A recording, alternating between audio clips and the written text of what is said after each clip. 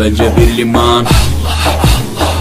Gerçekte kitapta yazılı bu Kur'an. Dur bak burada flow mus'ab, anlatır hak kitap, yalan ve hakikat, cabası tarikat.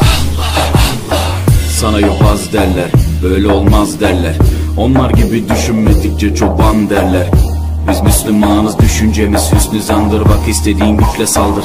Biz Rabbe müptelayız, işimde Allah, dilimde Allah, zikrimde Allah, fikrimde Allah, aklımda Allah, aşkımda Allah, aslımda Allah, kanımda Allah. Hasbi Rabbi Cellallah, ma fi kalbi gayrullah, Nur Muhammed sallallahu, la ilahe illallah.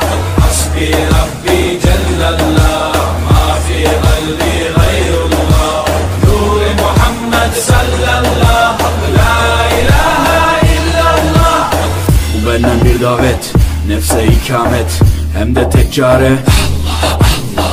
Bu hayat imtihan, şeytandan intikam, sayısız iltifat Allah Allah. Güvendiğin dağlara kar yağar bak ancak Allah asla seni satmaz. Düşünce kalkmalısın, şükürle kalmalısın, desin hep kalp atışın Allah Allah.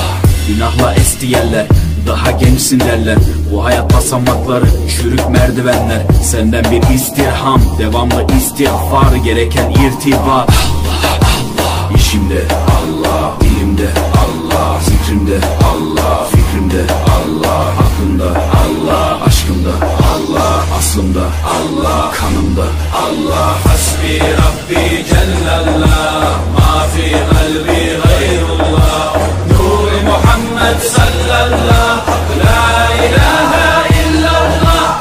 Hasbi Rabbi Cellallah, ma fi kalbi gayrullah, Nur Muhammed sallallahu.